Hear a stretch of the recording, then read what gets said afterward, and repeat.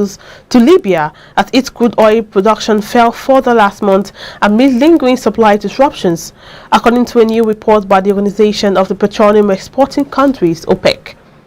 Nigeria told OPEC that its oil output fell to about 1.23 million barrels per day in October from about 1.25 million barrels per day the previous month, the cartel's latest report released on Wednesday revealed.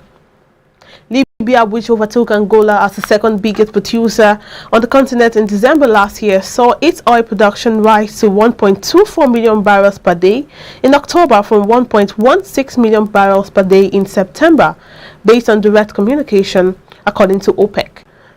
OPEC uses secondary sources to monitor its oil output, but also publishes a table of figures submitted by its member countries. According to secondary sources, Nigeria's production declined by 45,000 million barrels per day to 1.35 million barrels per day in October from about 1.40 million barrels per day in September.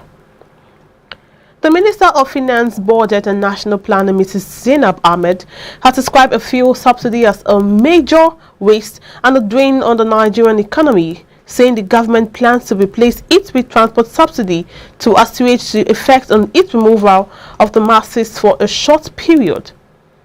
Ahmed said the Petroleum Industry Act that has been passed has a provision that says petroleum products should be deregulated, which means there should be no subsidy of any petroleum product. In making our plans, we assume that the regulation would take effect from July 2022. It is important that we exit the subsidy. It is costing us a significant number of resources that we could have applied for education, health, and critical infrastructure. It is a major waste and drain on the economy, end of quote. According to her, fuel subsidies only benefit people with several cars and not the masses. And moving on, the Nigerian equity market fell for the second consecutive day on Thursday, with the total market value losing 51.27 billion naira as investors took profits in MTN Nigeria PLC and other stocks. The all-share index of the Nigerian Exchange Limited dipped by 0.22% at the end of trading to 43.609 basis points from 43.730 0.55 basis points on Wednesday, while the market capitalization fell to 27.76 trillion naira from 22.81 trillion naira. The investor activity was bearish as trading volume fell by 40.41% to 161.31 million units, valued at 2.14 billion naira in 3,574 deals, from 270.7 million units, valued at 5.63 billion naira in 3,861 deals on Wednesday. The sectoral performance was also negative as 3 of the major 5 indices closed lower. Now, Asian share prices advanced on Friday as a shock from surprisingly strong U.S. inflation reading ebbed, with investors hopeful that the world's price hikes could be over soon. U.S. stock futures were up about 0.3% after a mixed session on Thursday, when the S&P 500 ended 0.06% higher. Tech-heavy Nasdaq rose 0.52%. The world stock prices posted their biggest fall in over a month on Wednesday, following the surprisingly strong reading on U.S. inflation. The U.S. Consumer Price Index rose 6.2% year-on-year in October, the strongest advance since November 1990. Entertainment news with Auro is up next.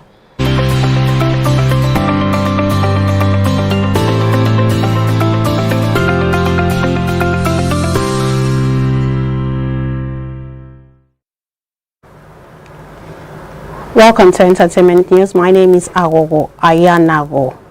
Organizers of the Best of Nollywood Awards are set to honor late Nollywood filmmaker Chico Ejiro with a special recognition award. According to reports, the filmmaker will be honored alongside actress Abiola Atanda, popularly known as Madam Kofo, at the awards ceremony slated for December 11, 2021. Born Awards founder Sheun Oloketui said in a statement, quote, This special recognition, even though posthumous, struck the team the most because we would have loved that he was alive to receive the award himself. Many in Nollywood owe their careers and success to Chico, and even though we are sad to have lost him, this award is to help people remember his enormous contribution to the industry. End of quote. With over 100 titles to his credit, Chico Ejiro is regarded as one of the most successful filmmakers in the 90s and the early 2000s. Nicknamed Mr. Prolific, the film director died on December 25, 2020. He was reportedly working on a film before his shocking demise. Nobel Peace Prize winner Malala Yousafzai has tied the knot with her partner during an Islamic ceremony in Birmingham. She and Asa Malik took part in a nikah ceremony where bride and groom consent to be married. The 24-year-old activist said that day was a precious day in her life. The Pakistani women's rights activist found refuge in the West Midlands after being shot in the head by the Taliban in 2012 for speaking up for the right of girls to be educated. On Wednesday afternoon, her new husband tweeted a picture of the couple and said that in Malala he had found a beautiful and kind partner and he was so excited to spend the rest of their lives together.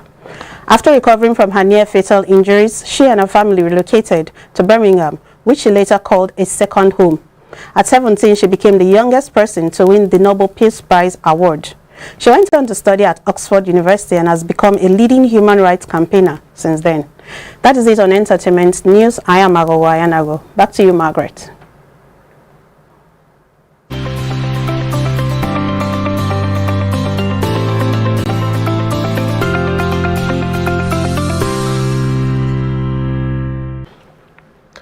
All right, thank you so much, Agogo. It's sport news after now.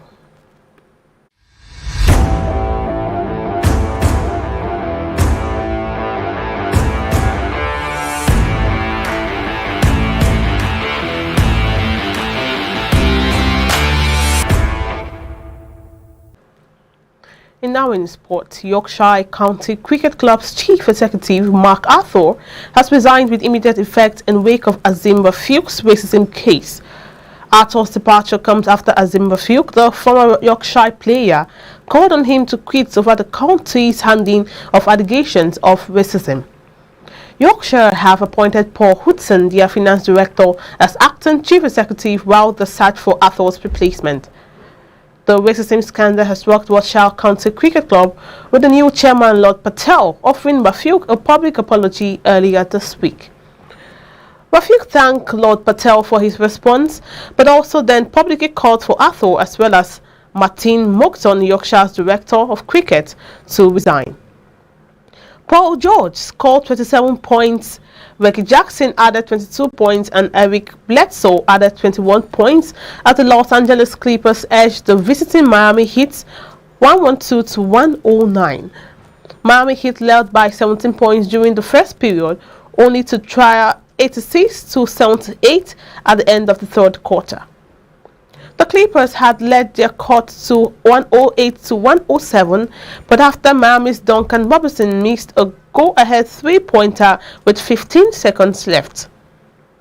Bam Adebayo amassed 30 points and 11 rebounds for the Heat, while Kyle Lowry scored 22 of 25 points in the fourth quarter as the Heat, playing without Jimmy Butler and Markieff Morris, lost his third game in a row and the fourth of his last 5 games. And that's wrap on news now at this hour. For more stories, please visit our website and follow all our social media platforms. My name is Margaret Opara. Thanks for watching.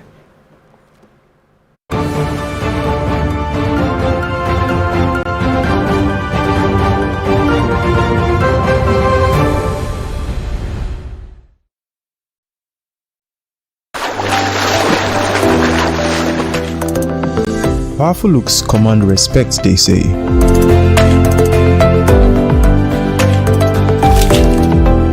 The perfect body, the perfect grooming, and ultimately the perfect skin.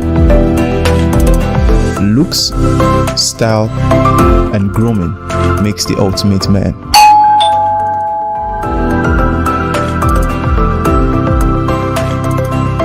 A found a ridiculously easy way to make my skin always feel epic.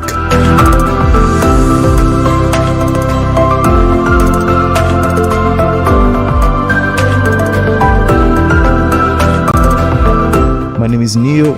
I found Blemiviv, and now my skin finally makes sense.